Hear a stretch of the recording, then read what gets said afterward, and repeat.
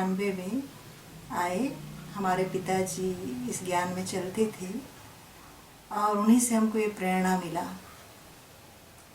और हम जब इस ज्ञान में आए तो ज्ञान में आने का एक आधार है कि हम बहुत नावेल्स पढ़ते थे। हमारे पिताजी माउंट आबू गए हुए थे और उन्होंने कहा कि आप इधर नावेल्स पढ़ते रहती हो, इधर उधर की पुस्तक, इसलिए मैं तुम्हारे लिए एक बहुत सुंदर पुस्तक लेकर आया हूँ।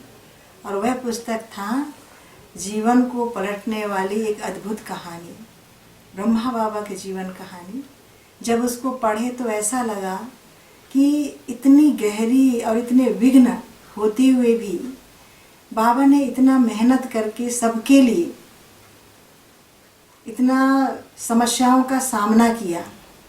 और बाबा की वो जीवन कहानी पढ़कर दिल अंदर तक छू गया और मुझे ऐसा लगा कि बस यही ज्ञान बहुत अच्छा ज्ञान है। समर्पित होने की प्रेरणा हमें बाबा की जीवन से ही आया। हमने बाबा के जीवन कहानी को जब पढ़ा तो ऐसा लगा कि यही सही जीवन है।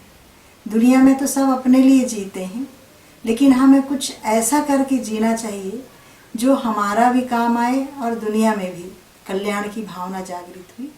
लेकिन इस जीवन को जीने के लिए परिवार वाले राजी नहीं थे। पिताजी इस ज्ञान में चलते थे, लेकिन पिताजी के और 4-5 भाई थे, वो नहीं चलते थे इसमें। और ख़ासकर जो हमारे परिवार के गुरु महाराज जी जो अयोध्या में रहते थे, उन्होंने खास मना कर दिया कि लड़कियों को ऐसे जीवन, सन्यासी जीवन जीना अच्छा नहीं है। और उन्होंने एकदम मना कर दिया घर वालों को। फिर भी एक इच्छा थी कि मुझे यही जीवन जीना है, मन में संकल्प था। ऐसे हम किसी ब्रह्मा कुमारियों को ये सब नहीं जानते थे, लेकिन जीवन को तो जानते ही थे कि ब्रह्मा बाबा के जीवन में ये घटना घटी। तो एक बार गुरु महाराज जी वो अपने पास बुलाए और उन्होंने मेरे से बहुत सारे सवाल किया। और सवाल करते हुए बोला कि तुम ऐसी ज़िंदगी क्यों जीना चाहती हो, क्या ये ऐसा जीवन है? और कुछ बुजुर्ग लोगों ने भी बोला, विरोध किया, लेकिन हमने उनसे एक ही सवाल किया कि बोले गुरु महाराज जी, आप भी तो संन्यास जीवन को जी रहे हैं, और अगर ऐसे हम संन्यास जीवन जीना चाहते हैं तो आप मना क्यों कर रहे हैं? तो उन्होंने कहा कि लड़कियों का जीवन माना शादी, और शादी करके पति की सेवा करना ही सब कुछ है। तो हमने कहा कि गुरु महाराज जी, जब एक लड़की शादी करके अपने पति को ईश्वर गुरु सब कह सकती है, तो हम ईश्वर को अपना पति बना करके क्यों नहीं रह सकते? जब पति ईश्वर बन सकता है तो ईश्वर पति क्यों नहीं बन सकता? जीवन साथी क्यों नहीं बन सकता? यही सोचते हुए भगवान पे अटूट श्रद्धा, भावना और एक ऐसा प्रेम था। उस समय कुछ दिखाई नहीं देता था, बस ऐसा लगता था कि बस मुझे यही जीवन जीना है और ऐसा ही रहना है। एक जन्म तो क्या, हम बार बार भी ऐसा जीवन मिले तो बड़ी खुशी से, आनंद से जी सकते हैं। एक बार की बात है कि हमें एक बार संकल्प उठा कि योग का प्रयोग कैसे किया जाता है, क्योंकि इतना योग की अनुभूति तो थी नहीं कि भगवान से इतना योग करना है, शक्ति लेना है। इतना जानते थे कि शिव बाबा भगवान है। तो मैंने बोला कि जब लोग अपने शरीर को एकदम एकाग्र कर लेते हैं तो मैं भी कुछ करूं। तो मैंने योग का प्रयोग किया। तो जो ड्राइवर था वो ड्राइवर नीचे गया पान खाने के लिए। मैंने सोचा कि चलो अब क्या किया जाए।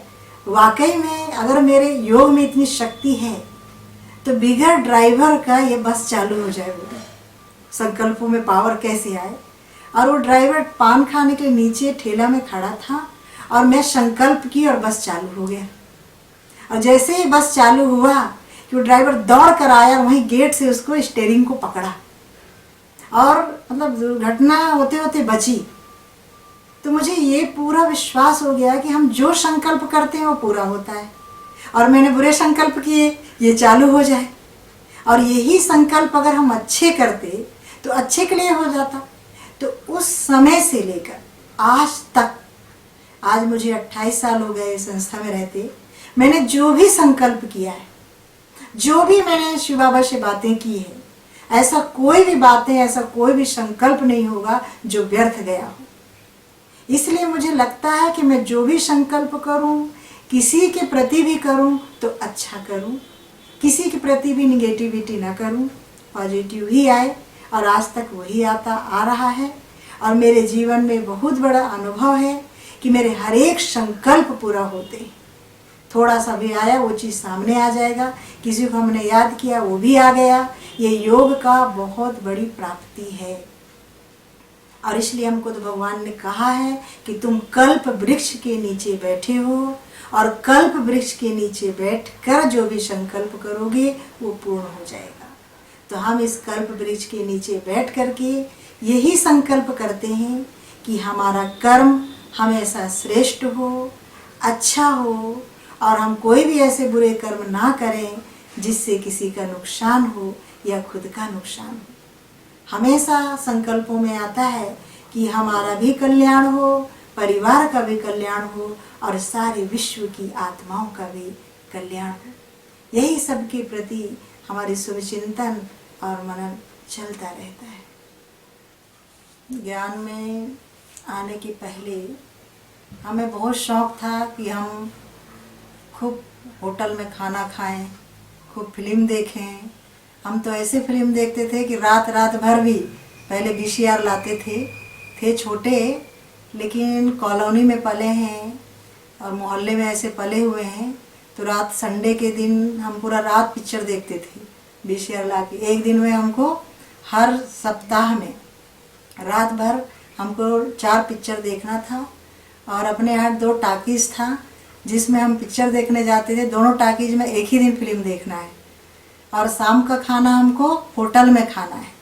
हम राम मंदिर जब जाते थे, आरती के बाद सामने डायरेक्ट घुस जाते थे कहाँ, होटल में, और होटल में खाना खा करके आते थे। तो ऐसा लगता था ये जीवन हमारा, फिल्म तो मैं कभी छोड़ नहीं सकती, चाहे कुछ भी हो उसे देखना ज़रूरी है। और दूसरा होटल का खाना। लेकिन जैसे ही ज्ञान मिला तो फिल्म देखना तो दूर जाने की इच्छा भी नहीं होता था। लेकिन ऐसे में हमारे सामने बहुत बड़ी पेपर आया कि हमारे मोहल्ले में एक चाची रहती थी जिसको हम चाची बोलते थे। वो मुझे शिव बाबा की कसम खिला करके सिनेमा हॉल ले गई, और उसने कहा अगर तू नहीं जाएगी तो तेरे को शिव बाबा की कसम। क्योंकि हमको ज्ञान नहीं था तो हम कसम को बहुत मानते थे, और हम सिनेमा हॉल चले गए। और वो फिल्म लगा था कसम धंधे की, और मुझे आज भी याद है क्योंकि हमारा लास्ट फिल्म है वो टाकीज में। जब हम वहाँ गए तो गए जरूर थे, उसने कसम खिलाया था, लेकिन वहाँ मैंने देखा नहीं उसको। आंख बंद करके बैठ गई, और आंख बंद करके बैठी, सुनाई तो दे रहा था लेकिन मुझे संकल्प था मुझे देखना ही नहीं है। और फिर इंटर होता है तो उसे बड़ा आश्चर्य लगा, बोला ये नहीं देख रही है तो मैं काहे यहाँ बैठूँ। और उसने मुझे फिर बोला नहीं तुम घर चलो। और फिर हम घर आए, और घर आए तो फिर पिताजी थे, उनको भी हमने नहीं बताया था कि हम फिल्म देखने जा रहे हैं। और वो आए तो बहुत नाराज़ थी। लेकिन जब वो घर में गई तो उसका पति उसे बहुत मारा, और उसको बोला कि तू उस बेटी को मेरा लेके गई है जो अच्छे मार्ग पर जाने वाली है, और तू उसको कसम खिला खिला के पिक्चर दिखा रही है। तो फिर वो बोली मुझे माफ़ कर देना, वो गई भले ही है लेकिन देखी नहीं है। वो जीवन का हमारा बहुत ही ऐसा समय था। लेकिन हम ज्ञान में आने के बाद बिल्कुल इच्छा ख़त्म, बाहरी होटल में खाना बंद। जो मैं डेली होटल में जाती थी और पैसा मैं पेड करती थी, अपने सहेलियों को खिलाना, उसका पैसा देना। लेकिन जब ज्ञान में आ गई तो ऐसा पेपर आया कि सब बोलते थे हम पैसा देंगे तू खाना। पहले वो खाते थे, मैं पैसा देती थी, लेकिन बाद में ऐसा हुआ कि वो लोग पैसा देने को तैयार हो गए। लेकिन फिर भी मुझे मन में एकदम था कि मुझे नहीं खाना है बाहर का। वैसे तो हम जैसे भी घूमना फिरना, खाना पीना, लड़ाई झगड़ा करना, ये थोड़ा अच्छा लगता था पहले के जीवन में। लेकिन ज्ञान में आने के बाद वो सब चीज़ों से दिल हट गया। बस ऐसा लगता था बस बाबा जो बोल रहा है, बाबा जो कह रहा है वो मुझे करना है। वह दुनिया में कोई रस नहीं मिलता था। और भले हम छोटे थे लेकिन जो ज्ञान का रस मिलता था, जो बाबा की याद का रस मिलता था, और जो बाबा को हम भोग लगाते थे उसका रस मिलता था, भगवान का प्यार क्या है उसका रस मिलता था। भक्ति हमने किया है कि हम 16 सोमवार भी उपास रहे हैं, एकादशी भी उपास रहते थे, कृष्ण जन्माष्टमी भी रहते थे। शिव पर आस्था था, भगवान पर, लेकिन ज्ञान में आने के बाद वो सब चीज़ें, आस्था एक समर्पित रूप में परिवर्तित हो गया। और इस जीवन में आकर के ऐसा लगा कि हमने भक्ति को नहीं छोड़ा है, लेकिन हम उस भक्ति को समर्पित रूप में अनुभव किया, और वो दिल में आज भी है। और भगवान की प्यार की अनुभूति तो होती ही रहती है। हम भगवान से हमेशा ये बोलते हैं, क्योंकि परिवार में भी छोटे भाई बहन थे, पिताजी थे, तो कौन संभालेगा। तो हमने भगवान से बोला कि तू मेरे घर को संभाल और मैं तेरे घर को संभालती हूँ। बस यही हम दोनों की डील थी। वो हमारे घर लौकिक को देखता है और हम भगवान के घर अलौकिक को देखते हैं, और ऐसा ही ये सेवा चलता रहता है।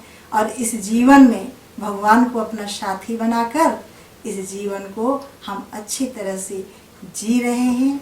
हम जीवन को बिता नहीं रहे, लेकिन इस जीवन का आनंद लेते हुए जीवन को सफल बना रहे हैं। ये भी मेरा परम सौभाग्य है कि भगवान ने मुझे सेलेक्ट किया, मुझे चुना और अपने सेवा के लिए लायक समझकर मुझे समर्पित रूप में स्वीकार किया।